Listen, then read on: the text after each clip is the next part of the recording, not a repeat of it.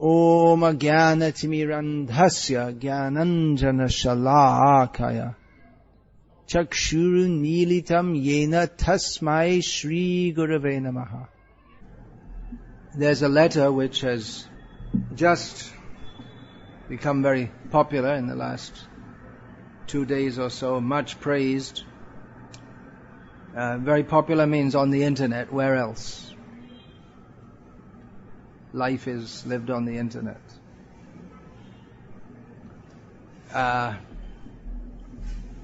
Concerning Srila Prabhupada, I'd like to make a few comments about that. There was a question sent to him by email, presumably, or whatever.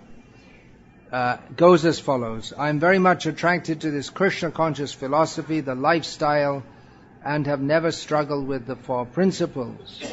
But I have very little attraction to Prabhupada himself. Sometimes I think, if I had my choice, I would choose a different branch of Bhakti Yoga than ISKCON. But because of my experience, I have such a fondness for ISKCON despite what I see as its faults. How do I rectify this? Do you have any recommendations for books, perhaps written by you or your godbrothers and godsisters, that have a bit more heart and a bit less science? I have read quite a few of Prabhupada's books, but I'm looking for some additional, perhaps softer material to study alongside them. Here is the amazing response. The comment is given. It's an amazing response by Hridayananda Das Goswami. It's been very much appreciated. So it goes as follows. I will first focus on our relationship with Prabhupada. Actually, we all have to widen our vision of Prabhupada. For example, the admirable fondness you have for ISKCON really is a fondness for Prabhupada. Similarly, when you see something good and beautiful in any member of ISKCON, you are really seeing the goodness and beauty of Prabhupada. I'm sure all these devotees will happily say that they are Prabhupada's spiritual creations. I am certainly Prabhupada's spiritual creation, and whatever good I have done comes from his kindness and teachings. So I suggest that you feel completely free to appreciate Prabhupada in many forms, not only in his personal lectures and books, but also in the devotees, the communities, the dances, the songs, the loving spiritual relationships that actually he inspired. As far as lectures and books are concerned, here is a way to look at them. Prabhupada knew that probably the biggest historical problem in world religions has been the chronic tendency to change, distort, or pervert the teachings of the founder. We have spectacular examples of this in Christianity, Buddhism, many forms of Hinduism, and many other places. In his simple, eloquent, and one might say repetitive style of preaching and writing, Prabhupada manifested on earth an immovable theological object that is virtually incorruptible, at least in all the basic points of Krishna's teachings. So we should be very sympathetic to and grateful for Prabhupada's extraordinary discipline and diligence in guaranteeing that in coming centuries and millennia the world will always have a pure, incorruptible version of Krishna's teachings. There are indeed other Gauriya branches, but it is Prabhupada who knowingly and lovingly literally sacrificed his life to save us.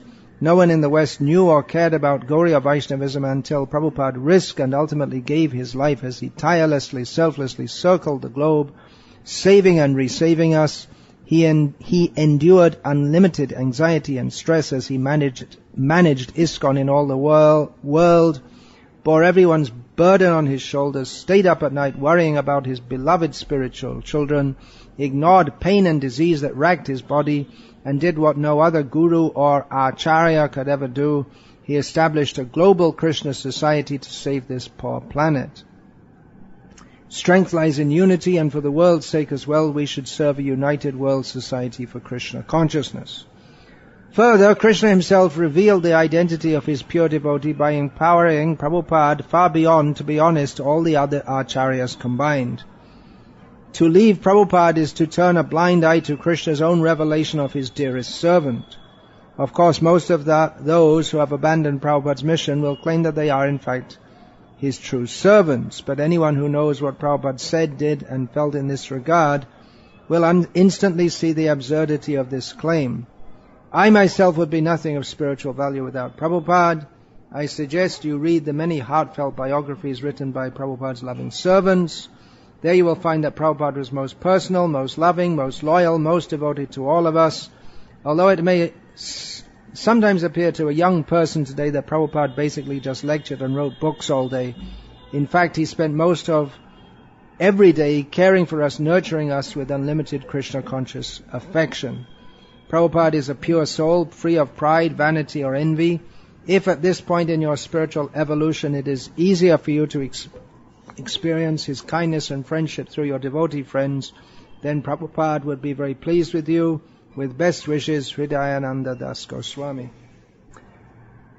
So, a few comments on this. As I said, this letter has been very much appreciated by many devotees around the world. It certainly is one apt way to reply to the request for help in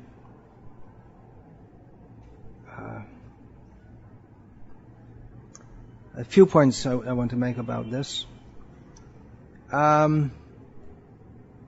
Just one or two technical things first of all. Here Srila Prabhupada, Hridayananda Maharaj says that only Srila Prabhupada could have established a spiritual movement all over the world. No other guru or acharya could ever establish a global Krishna society to save this poor planet. Well, actually Srila Prabhupada himself said that Bhaktivinoda Thakur, in relation to Bhaktivinoda Thakur, that Bhaktivinoda Thakur could have done it himself, but he is a Vaishnava, he is so powerful, he can save the whole universe, Srila Prabhupada said. But he kindly left some work for future generations to do. In the Vaishnava Vandana, a well-known, at least among Bengali Vaishnavas, a well-known song, there's the statement regarding the followers of Chaitanya Mahaprabhu, Brahmanda Tarite Shakti Dhare Jane Jane. Every one of them is capable of saving the whole world. So that this particular mercy fell to Srila Prabhupada is of course unique, and Srila Prabhupada is of course unique, but according to the teachings of our previous acharyas and according to Srila Prabhupada himself, the other pure devotees could have done that. Another point is that here Hridayananda Maharaj says that most of those who have abandoned Prabhupada's mission will claim that they are in fact his true servants. But anyone who knows what Prabhupada said, did and felt in this regard will instantly see the absurdity of this claim. Well, those who have abandoned Prabhupada's mission, or from Hridayananda Maharaj's perspective, and still claim that they are his true servants, I presume that means that they have left ISKCON. But they would not claim that they have abandoned Prabhupada's mission. It's a self-defeating statement. They might claim that the institution that Prabhupada set up has in important ways itself abandoned Prabhupada's mission, and I would consider that at least a discussable topic. But anyway, the main subject of the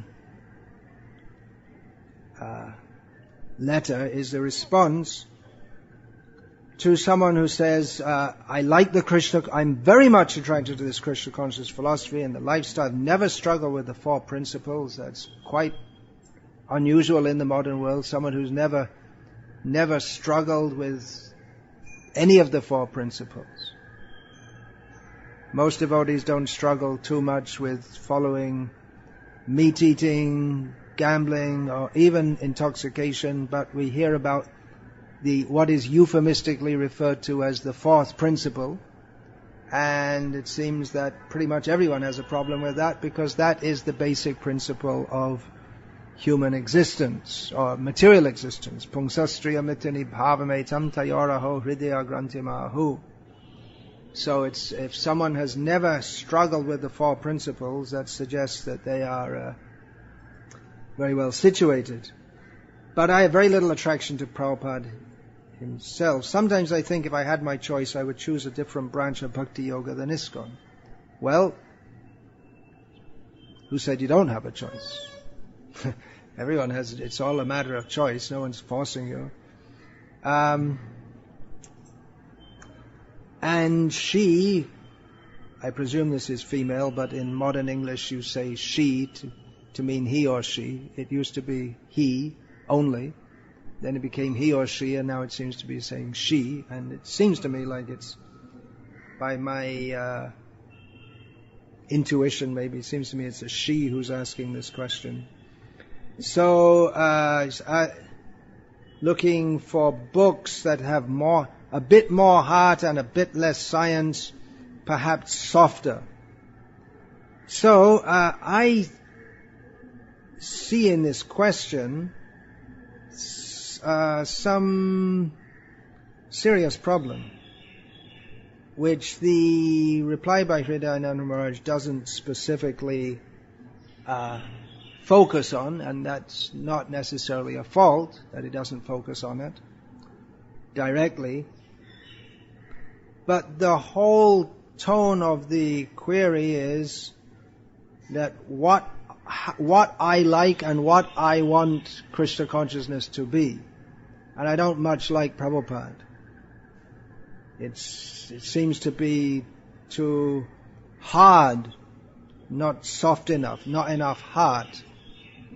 And Hridayananda Maharaj says, well, you can see whatever you find nice in ISKCON, you can see Prabhupada in that.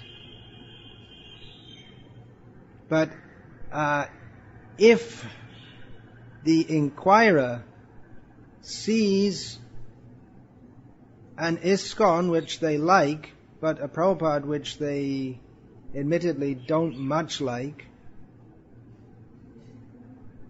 that would suggest that the ISKCON that is running on today is not really that much representing Prabhupada. There's a difference, because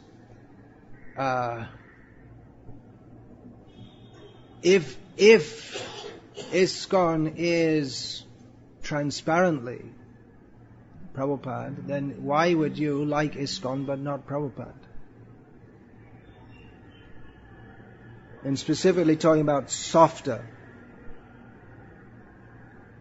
So there's a fault there in the very process of Krishna consciousness, which is why we have to hear Prabhupada to understand that we don't. Actual bhakti means not to approach Krishna or God in the manner that, well, what I like, but we have to understand that we are eternal servants of Krishna, and that we are meant to serve Him. He sets the rules, not that we take from Krishna what we like and leave out the things that we don't like. And I suggest that the reason that the inquirer feels as she feels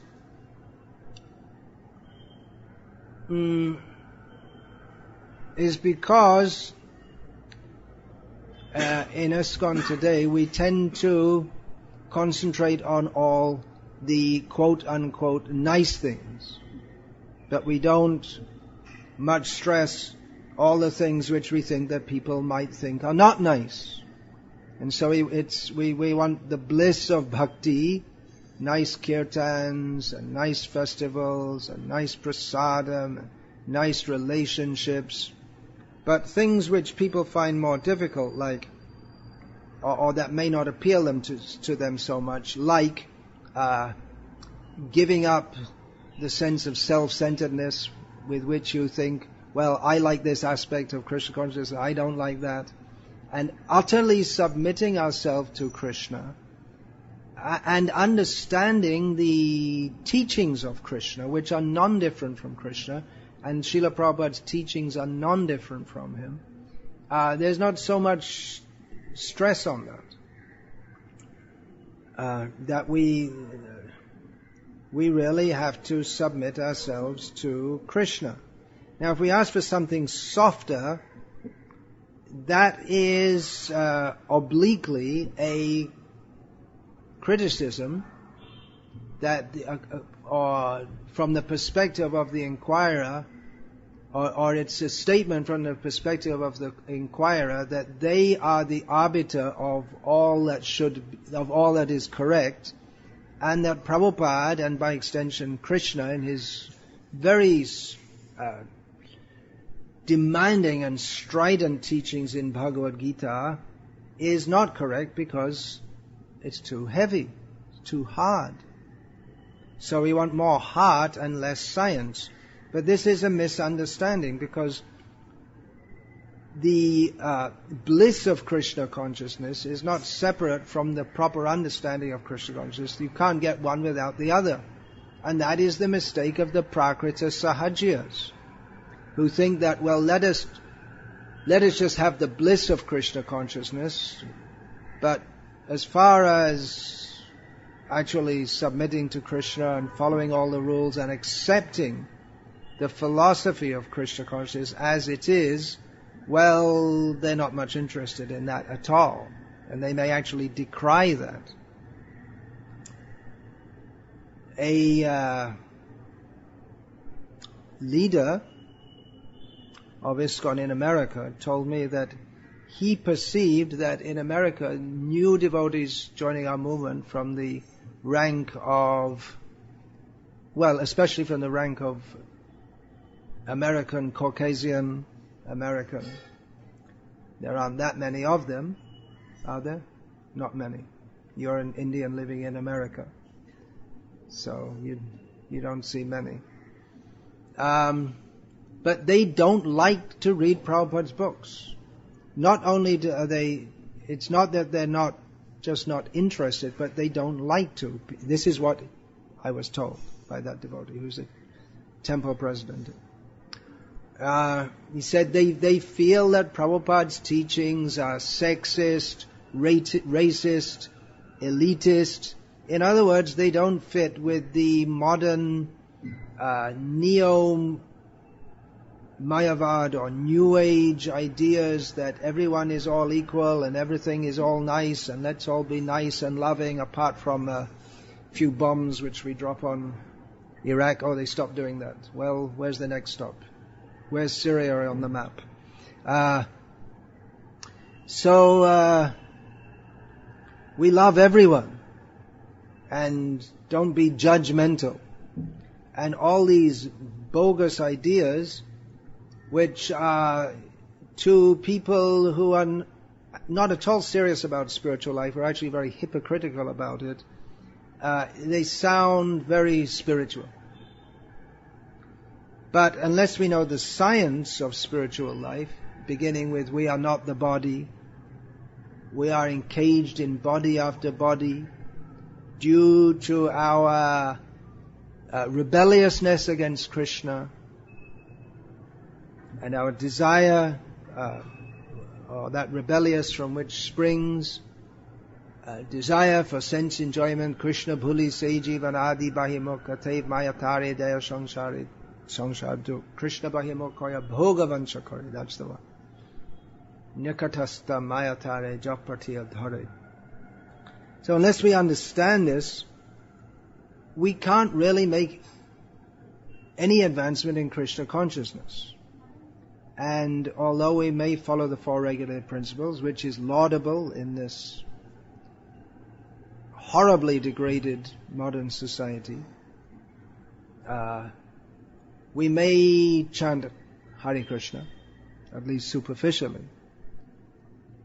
But unless we clearly understand the science of Krishna consciousness given in Shastra, then we're going to be nurturing all kinds of misconceptions. And the 10 offenses against the holy name cover the main misconceptions.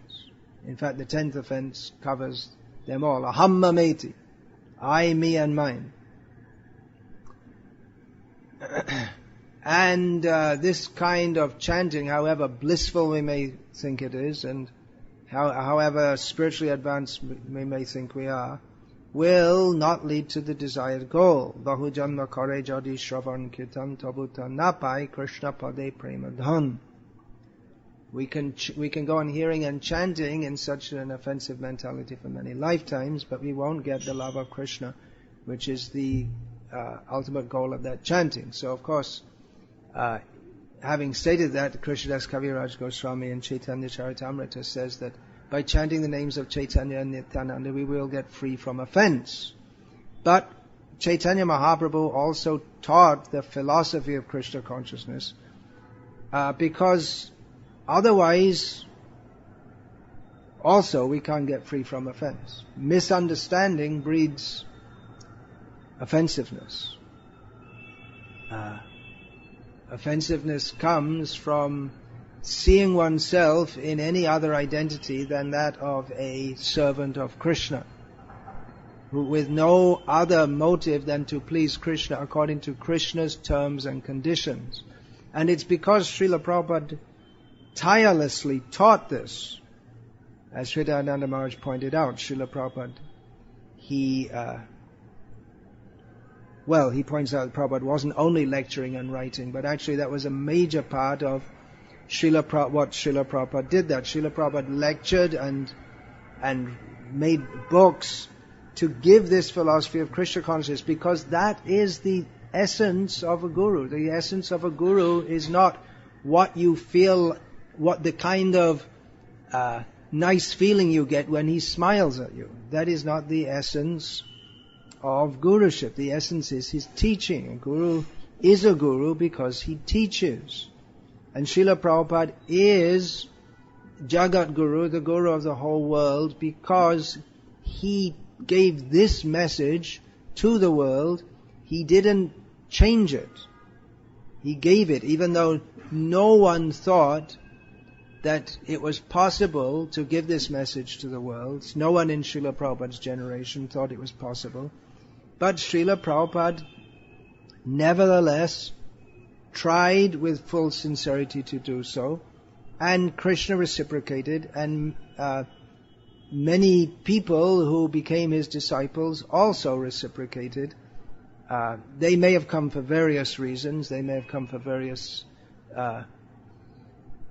some came with more philosophical inclination. Some came with more sentimentality. Everyone's a different case.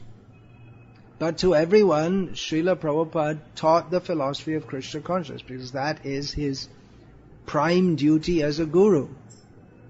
And if we want to accept Srila Prabhupada as a guru, if we want to be an ISKCON, we have to accept Srila Prabhupada as the founder Acharya of ISKCON, which means we have to accept his teachings. And even if we want to accept a guru who is a disciple of Srila Prabhupada, or a grand disciple, and into the future, their qualification of being a guru is to present the same teachings that Srila Prabhupada taught. And Srila Prabhupada, he's a guru because he taught the teachings that his guru taught, and it goes back to the original guru, Krishna. Krishnam Vande Jagat Guru. The actual Jagat Guru is Krishna. So,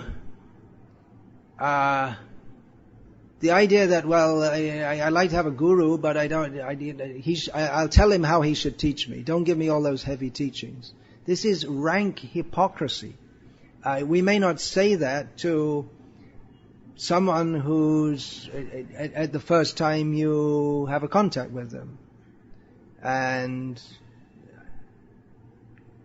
what I say undoubtedly it will upset many people who hear this, because they're rank hypocrites. But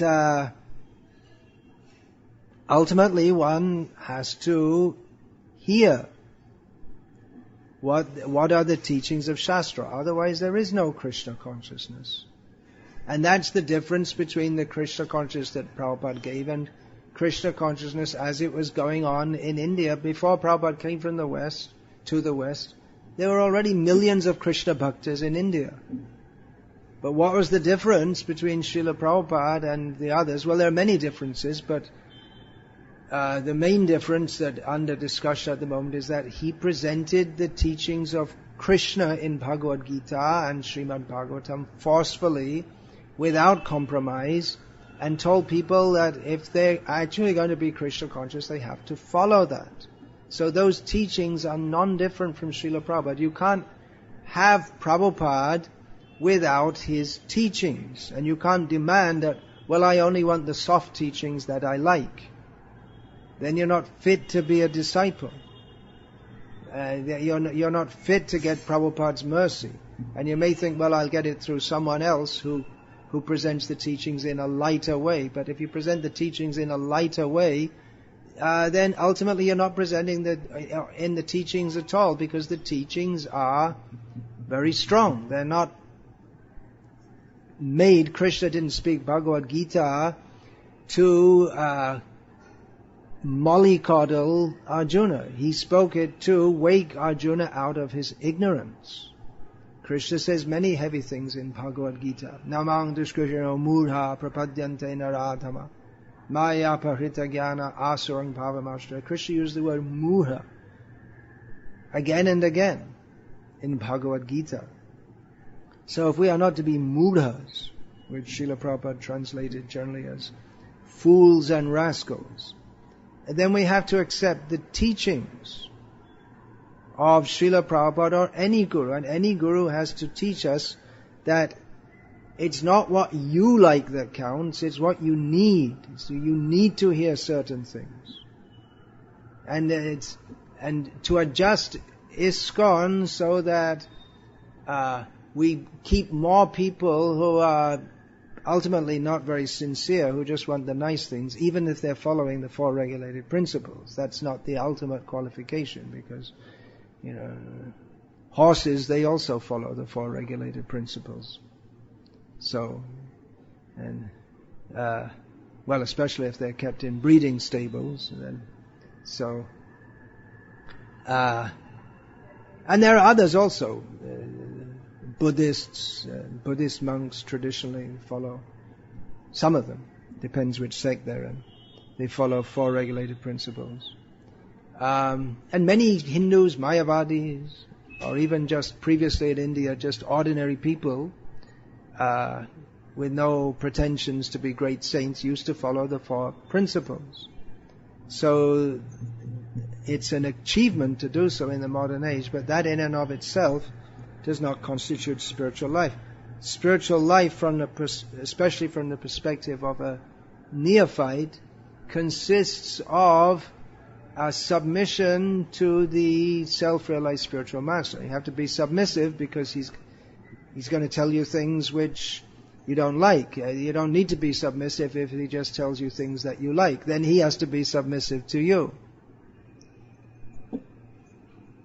So the science of Krishna consciousness is not separate from the heart, or what you might consider the softer part. They're inseparable. You can't have one without the other. And anyway, there is no difference. The philosophy of Krishna consciousness is very sweet. Our perception of it as being something that we don't like is our own fault. It's not the fault of the teachings. It's not the fault of Prabhupada. It's not a fault at all. It is pure mercy that Srila Prabhupada gave these teachings. Okay, Hare Krishna. I spoke about this extensively in the last book that I released, which was called On Speaking Strongly in Srila Prabhupada's Service. So, it's all discussed in there, in more detail. So, Hare Krishna. I'll finish there. If you have any questions, look in On Speaking Strongly in Srila Prabhupada's Service, or send an email to AskBVKS. Hare Krishna. We'll finish there.